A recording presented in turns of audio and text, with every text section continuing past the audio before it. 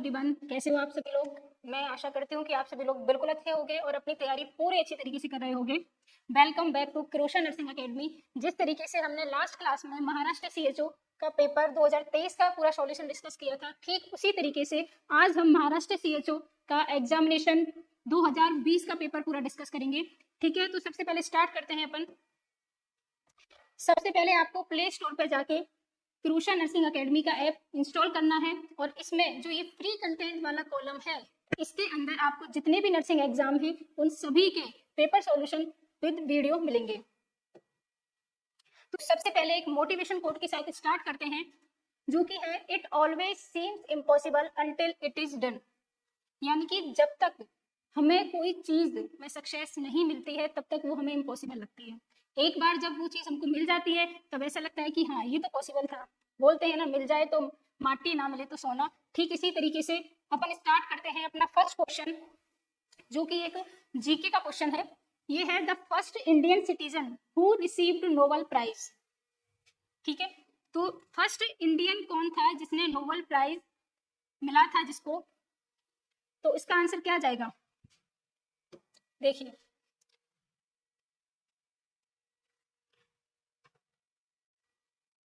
ये हैं मिस्टर रविंद्रनाथ टैगोर। इनको फर्स्ट नोबेल प्राइज मिला था जो कि 1990 में मिला था। ठीक है, इनका एक पोइट्री नोवेल था जो कि था गीतांजलि नाम से। किस नाम से था बच्चों?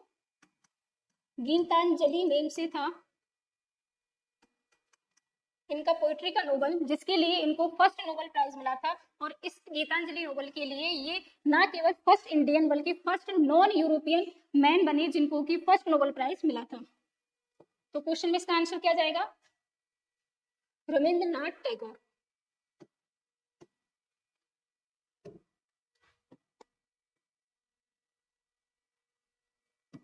नेक्स्ट क्वेश्चन है, ये भी एक जीके का ही क्वेश्चन है, जो कि who announced the discovery of Mycobacterium tuberculosis bacteria that cause tuberculosis. यानी कि लास्ट पेपर में अपन ने पढ़ा था कि जो टीबी है वो कौन से बैक्टीरिया के द्वारा होती है, वो होती है माइकोबैक्टीरियम ट्यूबरक्लोसिस के द्वारा। लेकिन यहाँ पे पूछा गया है कि ये जो माइकोबैक्टीरियम ट्यूबरक्लोसिस है, इस बैक्टीरिया की डिस्कवरी किस साइंटिस्ट ने की थी, तो ये की थी रॉबर्ट कोच ने।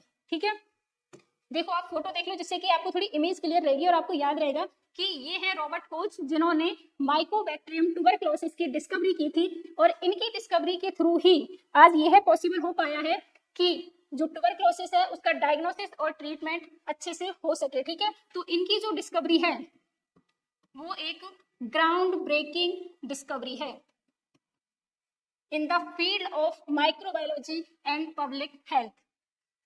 नेक्स्ट क्वेश्चन चलते हैं। MUHS university was establish on.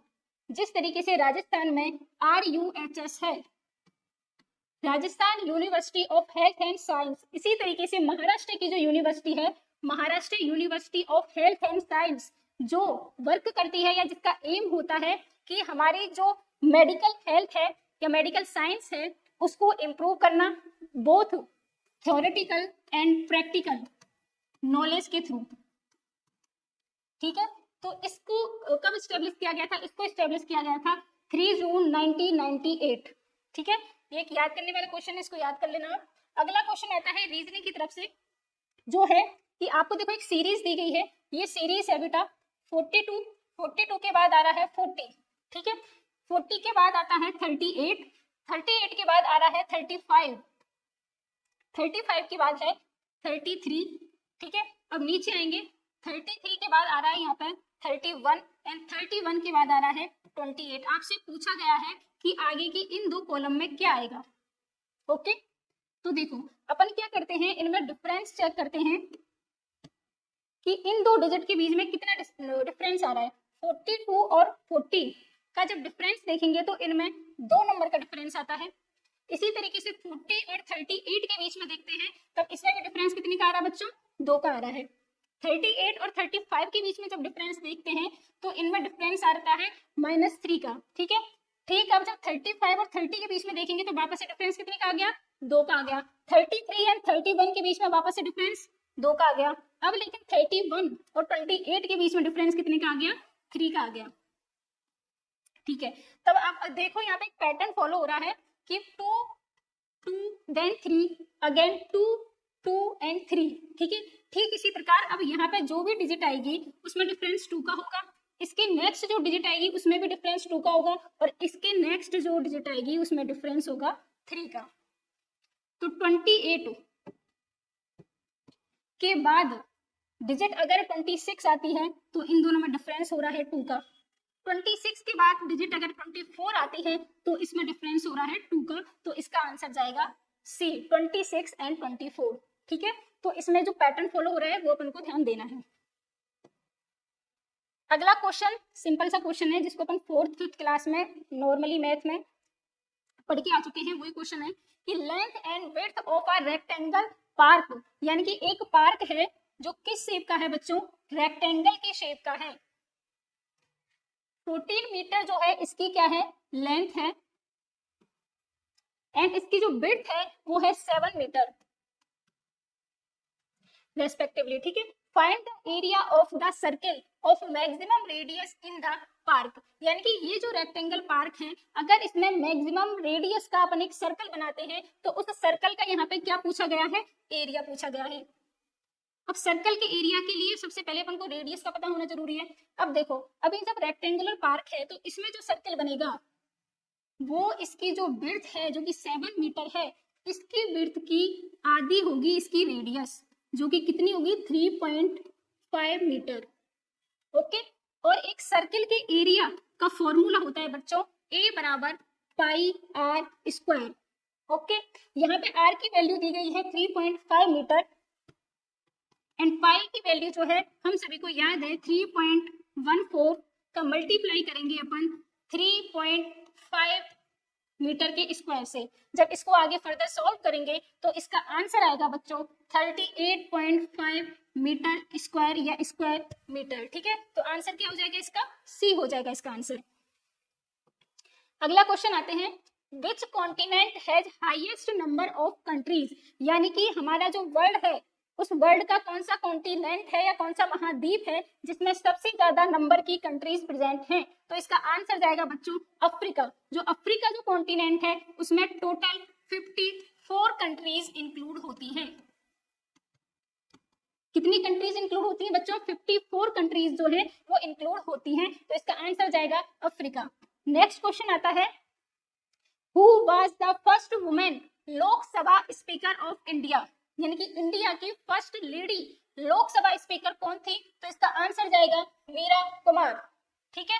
ये जो मीरा कुमार है इनका भी फोटो आप देख लो, कुछ इस तरीके से है, और ये जो है 2009 से लेकर 2014 तक लोकसभा की लेडी स्पीकर रही थी, ठीक है।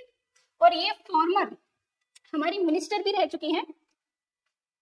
अगला क्वेश्चन आता है, city of Maharashtra don't have bench of high court, यानी कि महाराष्ट्र की ऐसी कौन सी सिटी है जिसमें जो महाराष्ट्र हाई कोर्ट है उसकी बेंच प्रेजेंट नहीं है। देखो जो महाराष्ट्र जो एक स्टेट है उस स्टेट की हाई कोर्ट की जो मेन अथॉरिटी है वो बॉम्बे में है,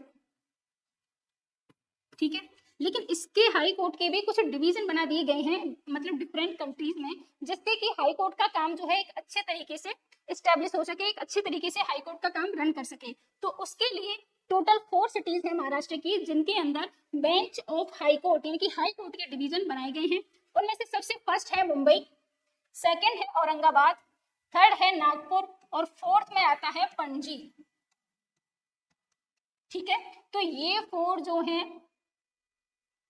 वो बेंच है महाराष्ट्र हाई कोर्ट के, लेकिन पुणे नहीं है, इसलिए इस क्वेश्चन का आंसर क्या जाएगा, पुणे जाएगा कि पुणे में महाराष्ट्र हाई कोर्ट का बेंच प्रेजेंट नहीं है। नेक्स्ट क्वेश्चन आता है, an 8 week pregnant lady comes to OPD, 8 week की प्रेग्नेंट लेडी है ओपीडी में आती है फॉर एंटीनेटल विजिट, एएनसी के लिए, for the first time, okay. She told the doctor that she has come from a far off area, वो doctor से बोलती है कि मैं बहुत दूर से आती हूँ एएनसी विजिट के लिए, and it is not possible to come for her monthly, और वो बोलती है कि मेरे लिए ये पॉसिबल नहीं है कि मैं हर मंथ एएनसी विजिट के लिए आ सकूं। तो antenatal visit the doctor advise the minimum number of essential ANC, कितनी होंगी। यानी कि डॉक्टर बोलता है ठीक है आप हर मंथली एएनसी विजिट के लिए मत आइए, लेकिन मिनिमम आपको कितनी बार आना है एएनसी विजिट के लिए जो कि नेसेसरी है, ये आंसर पूछा गया है। इसका आंसर होगा 4। देखो बच्चों, एएनसी जो विजिट होती है ना वो इंडिया में गवर्नमेंट ऑफ इंडिया के अकॉर्डिंग अलग है और डब्ल्यूएचओ के लिए मिनिमम नंबर अलग है, ठीक है। तो डब्ल्यूएचओ के अकॉर्डिंग मिनिमम जो एएनसी होती है वो कितनी होनी चाहिए, 8 होनी चाहिए। लेकिन जो गवर्नमेंट ऑफ इंडिया है, गवर्नमेंट ऑफ इंडिया के अकॉर्डिंग मिनिमम एएनसी कितनी होनी चाहिए, 4 होनी चाहिए, ठीक है। तब ये 4 एएनसी का एक टाइम पीरियड होता है। फर्स्ट जो एएनसी होती है वो फर्स्ट ट्राइमेस्टर में यानी कि 8 to 12 वीक के अंदर हो जानी चाहिए। और ये जो फर्स्ट एएनसी होती है, इस फर्स्ट एएनसी को बोला जाता है रजिस्ट्रेशन विजिट। क्या बोला जाता है बच्चों, रजिस्ट्रेशन विजिट बोला जाता है, क्योंकि इस फर्स्ट एएनसी के अंदर जो वुमेन की या प्रेग्नेंट जो लेडी आ रही है एएनसी के लिए उसका कंप्लीट बायोडाटा रिकॉर्ड कर लिया जाता है गवर्नमेंट के सिस्टम में। जिस तरीके से राजस्थान के अंदर फर्स्ट एएनसी में ममता कार्ड बन जाता है और उस ममता कार्ड के अंदर उस प्रेग्नेंट लेडी की कंप्लीट इंफॉर्मेशन रिकॉर्ड रहती है, ठीक है, इसलिए इसको बोला जाता है रजिस्ट्रेशन विजिट। सेकेंड एएनसी जो की जाती है वो 24 से लेके 26 वीक के अंदर होती है। थर्ड एएनसी का टाइम पीरियड होता है बच्चों 32 वीक एंड जो फोर्थ एएनसी है इसका टाइम पीरियड होता है 36 वीक। तो ये 4 एएनसी तो मिनिमम है जो कि करवाना नेसेसरी है, कंपलसरी है। अगला क्वेश्चन है an unimmunized women in the 7 month period of gestation, क्या है इसमें 7 month of pregnancy report to you in the antenatal clinic for the first time. इनकी 7th मंथ में जो प्रेग्नेंट लेडी है वो फर्स्ट बार आ रही है, द रिकमेंडेड इम्यूनाइजेशन कौन सा होगा, ठीक है। तो सबसे पहले बात ये सुनो कि अगर कोई प्रेग्नेंट वुमेन है तो उसके लिए केवल एक ही इम्यूनाइजेशन चलता है नेशनल इम्यूनाइजेशन शेड्यूल के अकॉर्डिंग, और वो है टिटनेस का, ठीक है।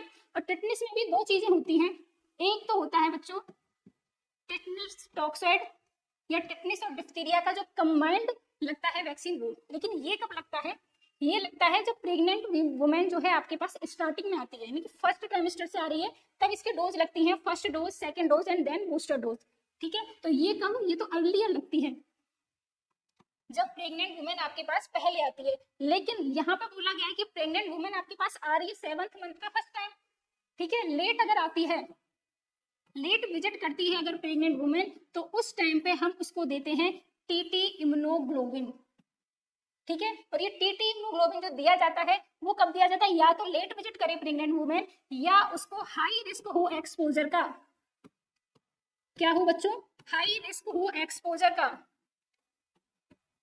ऑफ टिटनेस, ठीक है। तो उस कंडीशन में दिया जाता है टिटनेस इम्यूनोग्लोबिन। तो इसका आंसर क्या जाएगा, 7th मंथ पे आ रही है, लेट आ रही है, तो आंसर जाएगा इसका टिटनेस इम्यूनोग्लोबिन। देखो रूबेला जो वैक्सीन होता है वो क्या होती है, एक लाइव एटीनेटेड वैक्सीन होती है, और रूबेला वैक्सीन जो होती है जो कि लाइव वैक्सीन है, इसको अपन कभी भी प्रेग्नेंट वुमेन में नहीं देते हैं। इनफैक्ट अगर किसी नॉन प्रेग्नेंट वुमेन को रूबेला की वैक्सीन लग रही है तो उसको रिकमेंडेड किया जाता है कि वो एटलीस्ट 12 वीक तक कंसीव ना करे, ठीक है। अगर वो कंसीव करती है तो कॉन्जेनाइटल रूबेला सिंड्रोम होने के चांसेस होते हैं फीटस में। और हेपेटाइटिस बी जो वैक्सीन होती है इसका तो कोई रोल होता ही नहीं है प्रेगनेंसी में, इसलिए इसका आंसर क्या जाएगा, डी, जो कि है टिटनेस इम्यूनोग्लोबिन। नेक्स्ट क्वेश्चन आता है, PPS is defined as the loss of ML at more of blood during or within 24 week of the birth and up to 6 week after delivery। सबसे पहले इस क्वेश्चन को correct करते हैं कि जो पीपीएस की डेफिनेशन होती है वो ये होती है कि डिलीवरी से 24 आवर के बाद, कब तक, 12 वीक आफ्टर डिलीवरी अगर किसी प्रेग्नेंट वुमेन को ब्लीडिंग होती है तो उस कंडीशन को पीपीएच बोला जाता है। अब ये जो पीपीएच में जो ब्लड लॉस होता है वो डिपेंड करता है कि प्रेग्नेंट वुमेन को जो डिलीवरी हो रही है वो उसका मेथड क्या है, वो नॉर्मल डिलीवरी हो रही है या वो सिजेरियन सेक्शन हो रहा है, ठीक है।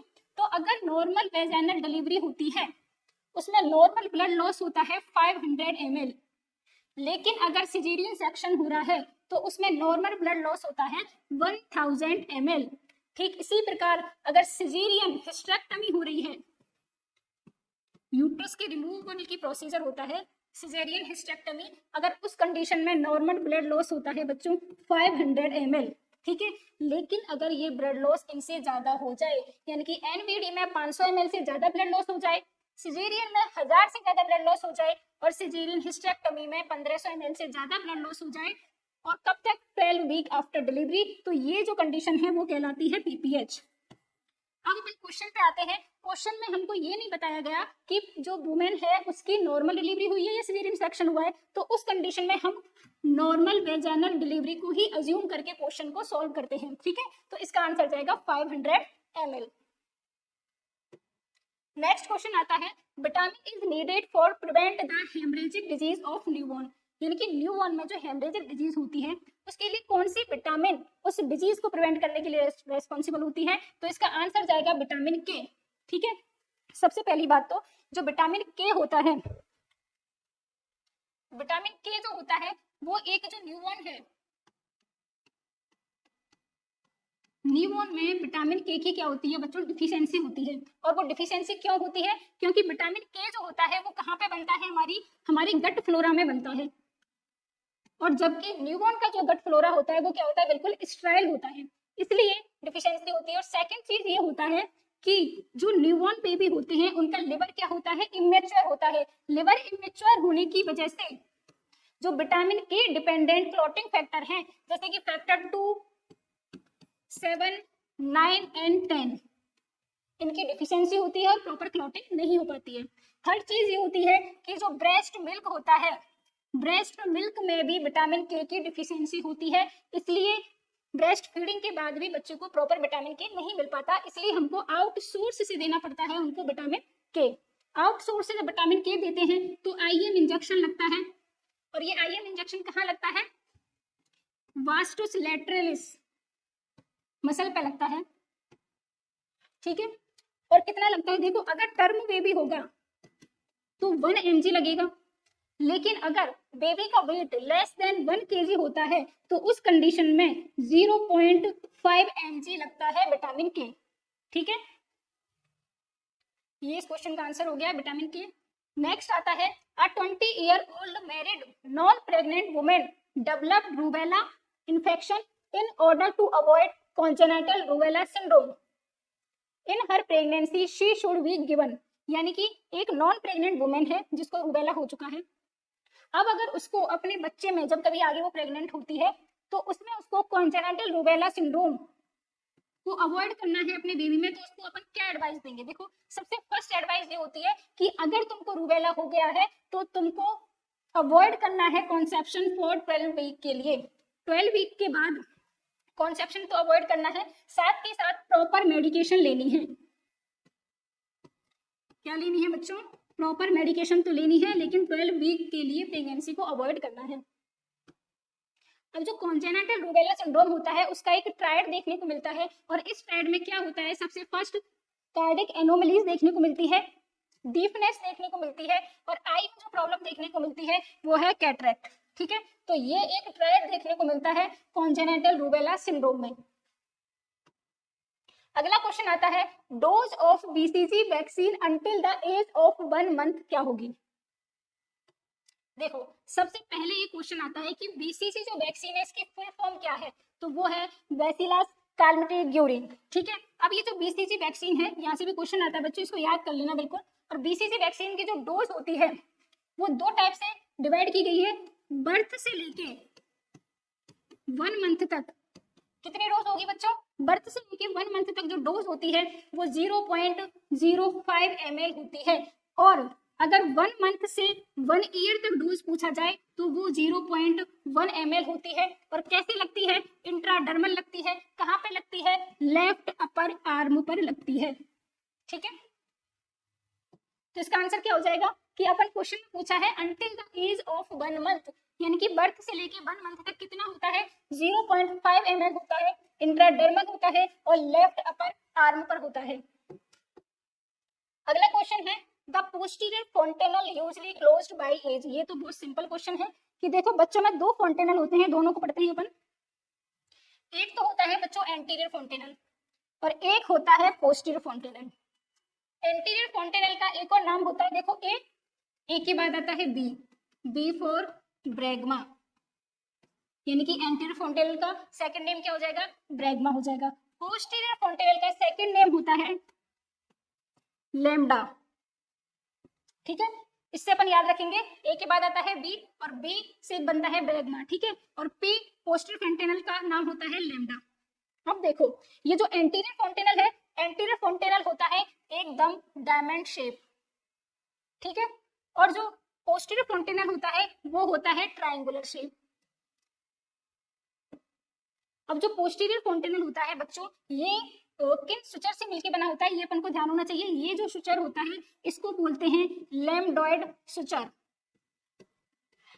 ठीक है, जो कि ऑक्सीपिटल बोन और दो पैराइटल बोन के बीच में होता है। दो पैराइटल बोन के बीच में ये जो सुचर होता है इसको बोलते हैं सजाइटल सुचर, ठीक है, और ये फ्रंटल और पैराइटल बोन के बीच में जो सुचर होता है इसको बोलते हैं कोरोनल सुचर। तो देखो पोस्टीरियर फ्रंटेनल जो होता है वो हमारा लैम्डॉइड सुचर और जो सजाइटल सुचर है उनसे मिलकर बना होता है, जबकि जो एंटीरियर फ्रंटेनल होता है वो लेफ्ट एंड राइट दो कोरोनल सुचर और बीच में एक सजाइटल सुचर इनसे मिलकर बना होता है। अब इसकी ट्रिक है कि ये जो दोनों फ्रंटेनल है कब क्लोज होते हैं, या इसी को दूसरा नाम दिया जाता है कि ये कब ऑसिफाइड होते हैं। तो जो एंटीरियर फ्रंटेनल होता है बच्चों वो 1.5 ईयर पर ऑसिफाइड हो जाता है या क्लोज हो जाता है, और जो पोस्टीरियर फ्रंटेनल होता है वो 1.5 मंथ पर ऑसिफाइड हो जाता है या क्लोज हो जाता है। ये दोनों चीजें अपन को याद रखनी है। तो इस क्वेश्चन का आंसर देखो, पोस्टीरियर फ्रंटेनल कब क्लोज होता है, 1 से लेके 2 मंथ के बीच में हो जाता है, ठीक है। अगला क्वेश्चन है मीजल्स या एमआर वैक्सीन इज, मतलब देखो वैक्सीन दो टाइप की होती है, कुछ वैक्सीन होती है जो फ्रीज सेंसिटिव होती है और कुछ होती है जो हीट सेंसिटिव होती है। इसके लिए अपन एक ट्रिक काम में लेंगे। देखो जब अपन टॉप से बॉटम की तरफ जाते हैं, किसमें, आइस लाइन रेफ्रिजरेटर में, ठीक है। देखो आइस लाइन रेफ्रिजरेटर जो है वो एक तरीका का इक्विपमेंट होता है जिसके द्वारा कोल्ड चेन को मेंटेन किया जाता है वैक्सीन की। अब इसमें क्या होता है कि जो वैक्सीन हीट सेंसिटिव होती है, यानी कि जो हीट को सहन नहीं कर सकती, उनको बिल्कुल फ्रीजिंग पॉइंट पे रखा जाता है, यानी कि इस आइस लाइन रेफ्रिजरेटर के बिल्कुल बॉटम में, क्योंकि वहां पे टेम्परेचर माइनस में होगा। लेकिन जो वैक्सीन फ्रीज सेंसिटिव होंगी, यानी कि वो माइनस टेम्परेचर को ज्यादा सहन नहीं कर पाती, उनको हल्का सा प्लस वाला टेम्परेचर देना होता है, तो उनको अप में रखते हैं ILR की, जिससे कि वो टेम्परेचर मेंटेन हो सके। तो इसकी एक ट्रिक है कि इनका सीक्वेंस कैसे आता है टॉप से लेके बॉटम की तरफ। तो देखो don't hurt people in this room because Japanese manner outshine, ठीक है। तो इससे अपन देखो कौन कौन सी वैक्सीन बनती है। डोंट, तो इसमें जितनी भी डाइल्यूएंट्स होते हैं ना वैक्सीन को डिसॉल्व करने के लिए जो काम में आते हैं वो सबसे अप में रखे जाते हैं, जितने भी डाइल्यूएंट्स होते हैं, ठीक है। एच से आती है इसमें हेपेटाइटिस बी वैक्सीन, पी से आती है इसमें पेंटावेलेंट, पेंटावेलेंट वैक्सीन या कौन सी वैक्सीन, पीसीवी वैक्सीन। इनसे आती है आईपीवी वैक्सीन, जिससे आती है टिटनिस टॉक्सॉइड या TD, tetanus diphtheria toxoid.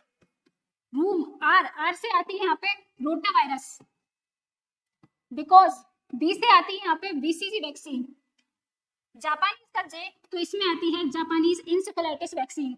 Manner का एम, तो एम से यहाँ पे आती है एमआर, एमआर बोले तो measles and rubella vaccine. Last में आता है आउटसाइन का ओ, और ओ से आता है यहाँ पे एक तो ओपीवी वैक्सीन जो सबसे ज्यादा हीट सेंसिटिव होती है, और एक नई वैक्सीन आती है जिसको बोलते हैं आरबीसीजी, यानी कि रिकॉम्बिनेट बीसीजी वैक्सीन, ठीक है। तो ये पूरी ट्रिक है अपन किस तरीके से इनको अरेंज करते हैं आइस लाइन रेफ्रिजरेटर में टॉप से लेके बॉटम पे, ठीक है। एक डायग्राम भी देख लो आप आइस लाइन रेफ्रिजरेटर का, कुछ इस तरीके से होता है। यही सीक्वेंस अपन ने फॉलो किया था, सबसे ऊपर डायलेंट्स, फिर hepatitis B, pentavalent, PCV, IPV, TD and TT, then rotavirus, then BCG, फिर मीजल्स और रूबेला भी आ जाएगा यहाँ पे, लास्ट में ओपीवी एंड लास्ट में आरबीसीजी, ठीक है। तो ये आइस लाइन रेफ्रिजरेटर होता है, इसके टॉप पे होती है फ्रीज सेंसिटिव वैक्सीन और इनके जो बॉटम होती है वहां पे होती है हीट सेंसिटिव वैक्सीन। क्वेश्चन में पूछा गया है बच्चों कि एमआर या जो मीजल्स वैक्सीन है वो कौन सी वैक्सीन है। तो इसमें देख के बताइए कि जो मीजल्स वैक्सीन है वो कहाँ पे आ रही है, बॉटम में आ रही है। और बॉटम में कौन सी वैक्सीन रखी जाती है, हीट सेंसिटिव वैक्सीन जो है वो रखी जाती है। तो इस क्वेश्चन का आंसर क्या आएगा कि जो मीजल्स है वो कैसी है, सेंसिटिव है हीट के लिए। सॉरी ये आंसर नहीं जाएगा, इसका जाएगा सेंसिटिव है हीट के लिए लेकिन स्टेबल है लाइट के लिए, इसका आंसर जाएगा बी। नेक्स्ट क्वेश्चन पे आते हैं। यहाँ पे अपन को बीएमआई कैलकुलेट करने के लिए बोला गया है कि योगेश जो 17 ईयर ओल्ड है, ठीक है, उसकी हाइट कितनी दी गई है, 170 सेंटीमीटर दी गई है, उसका वेट दिया गया है 68 केजी। हमको क्या कैलकुलेट करना है, उसकी बीएमआई कैलकुलेट करनी है।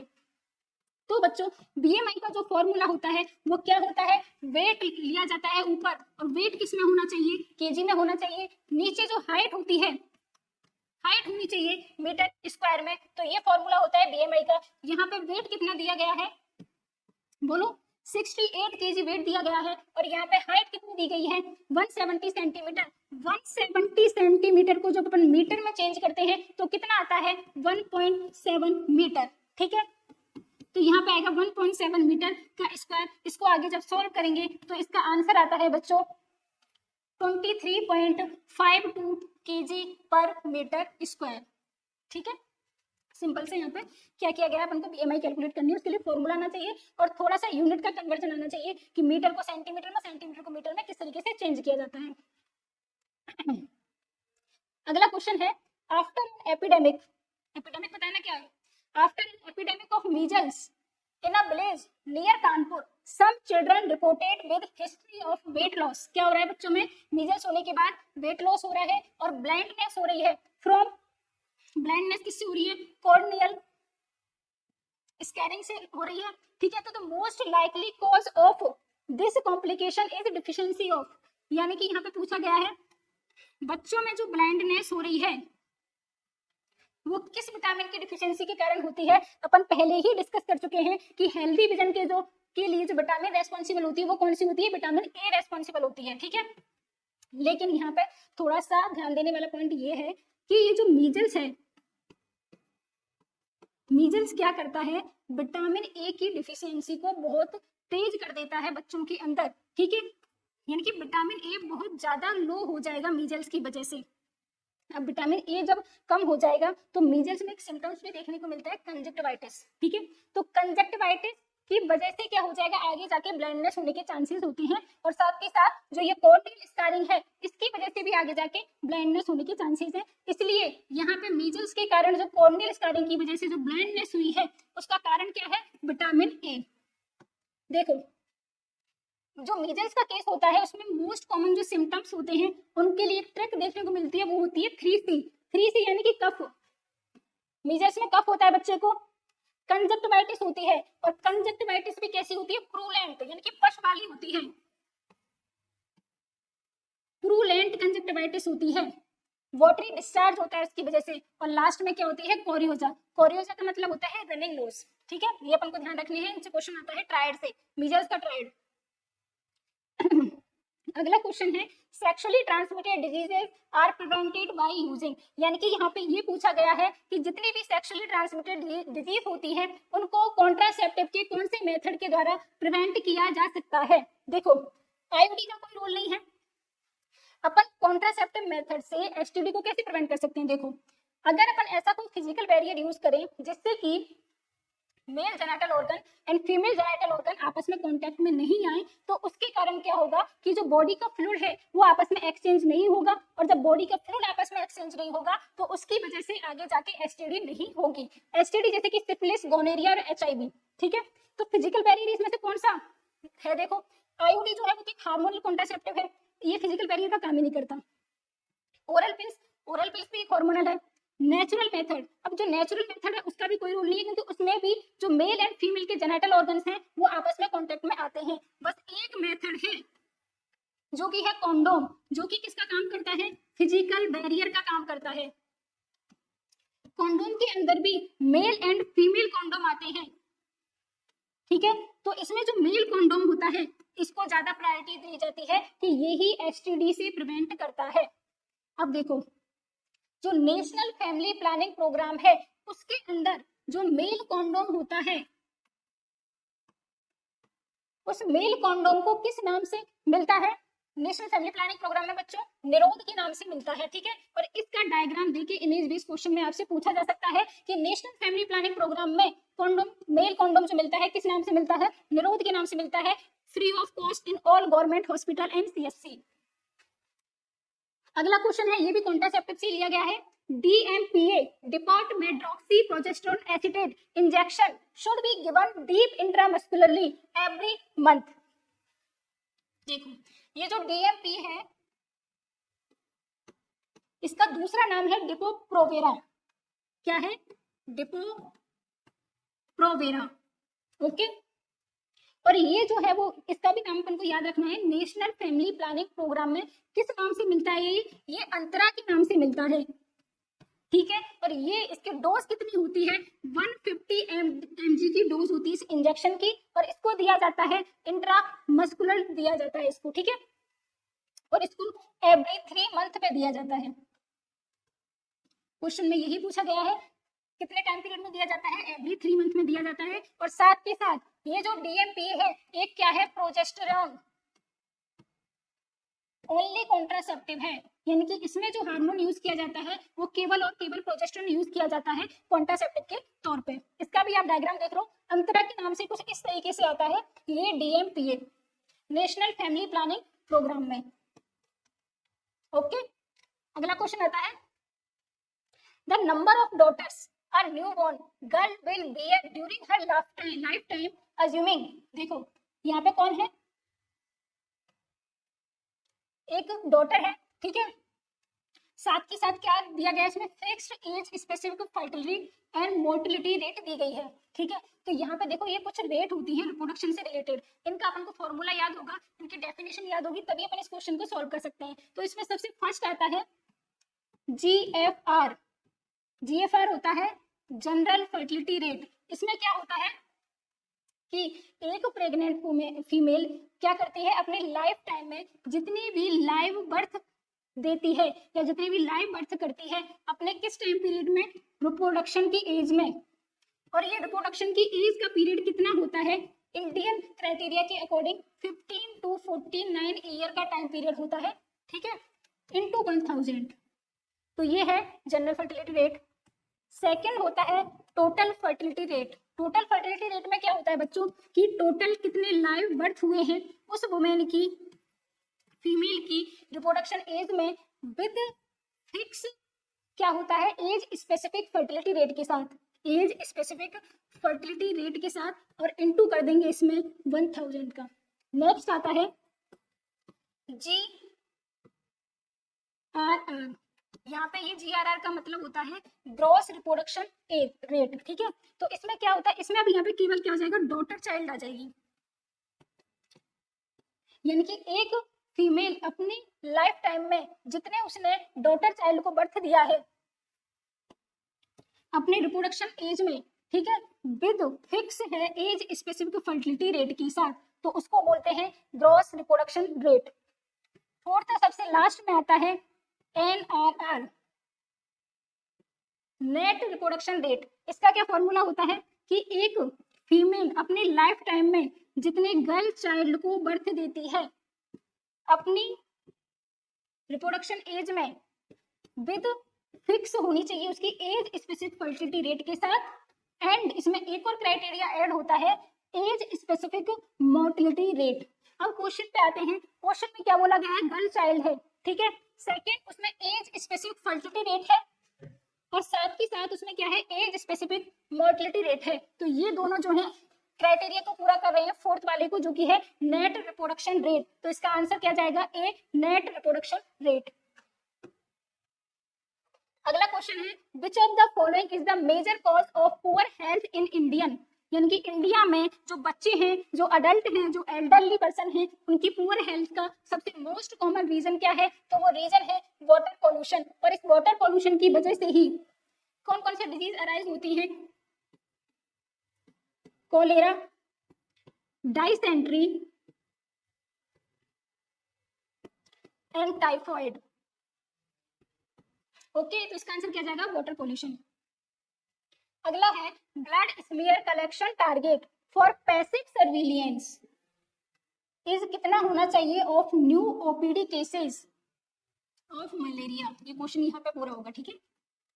यानी कि अपन को क्या करना है कि पैसिव सर्विलियंस के थ्रू हमको जो मलेरिया के जो न्यू केसेस हैं जो ओपीडी में आ रहे हैं उनकी मॉनिटरिंग के लिए कितना blood sample as a smear अपन को टेस्ट करना होगा इस क्राइटेरिया को पूरा करने के लिए। तो इसका आंसर जाएगा 5%, ठीक है।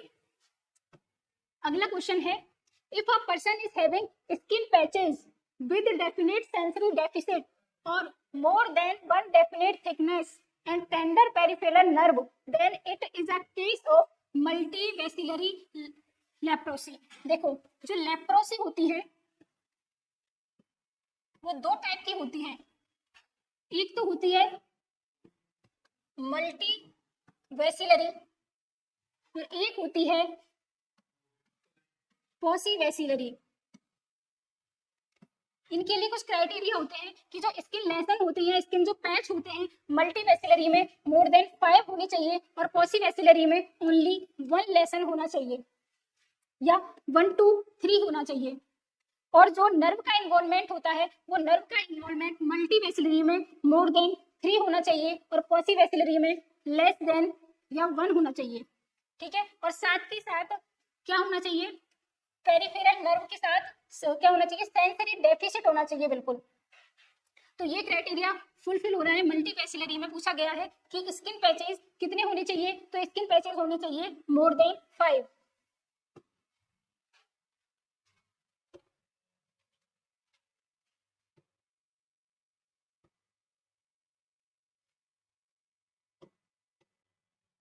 इस वाले का लास्ट क्वेश्चन आता है हमारे पास कि रिसाइक्लेबल प्लास्टिक वेस्ट, ठीक है, जिसमें ट्यूब्स आती हैं, कैथेटर्स आती हैं और प्लास्टिक्स आती है, उनको सेग्रीगेट करने के लिए कौन से कलर का बैग यूज किया जाता है। तो इसके लिए ट्रिक है, देखो जो रेड कलर का बैग होता है उसमें डालते हैं अपन TPR।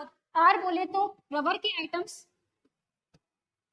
P बोले तो प्लास्टिक के आइटम्स एंड T से आ जाती हैं ऑल ट्यूब्स, ठीक है। तो ये इसमें डालते हैं। तो इस क्वेश्चन का आंसर क्या आ जाएगा कि जो आईवी ट्यूब्स होती हैं, कैथेटर्स होती हैं, उनको रेड कलर में डालते हैं। ये BMW का क्वेश्चन है, BMW कार नहीं, BMW यानी कि बायोमेडिकल वेस्ट मैनेजमेंट। तो इसमें ये 4 कलर कोडिंग होती है। सबसे फर्स्ट जो ये येलो कलर कोडिंग होती है, इस येलो कलर कोडिंग में अपन क्या डालते हैं, जितने भी ह्यूमन और एनाटॉमिकल जो वेस्ट होते हैं, साथ के साथ ब्लड से स्टेन होने वाली जितनी भी गॉज पीस होती है, जितने भी बैंडेज होते हैं, वो सभी आइटम्स डालते हैं। ग्लव्स होते हैं सभी किसमें, येलो में। अगला आता है रेड। तो रेड में अपन पढ़ चुके हैं जितनी भी ट्यूब्स होती हैं, जितनी भी प्लास्टिक होती है, जितनी भी रबर आइटम्स होती हैं, सभी डालते हैं रेड में। थर्ड आता है व्हाइट। व्हाइट कलर में क्या डालते हैं, जितने भी जो शार्प मटेरियल होते हैं, यानी कि निडल हो गई, स्कैलपेल्स हो गई, सुचरिंग हो गई, सुचरिंग निडल होती है, ये सारी किसमें डालते हैं, व्हाइट में डालते हैं। और फोर्थ सबसे लास्ट आता है ब्लू कलर। ब्लू कलर के अंदर जितनी भी ग्लास आइटम्स आते हैं, ब्रोकन एंड अनब्रोकन, वो सभी डालते हैं ब्लू कलर में, ठीक है। तो ये कलर कोडिंग आपको याद होनी चाहिए, yellow, red, white and blue, okay. Next part में अपन रिमेनिंग जो 25 क्वेश्चन है उनको देखेंगे। अब के लिए, आज के लिए बिल्कुल थैंक यू।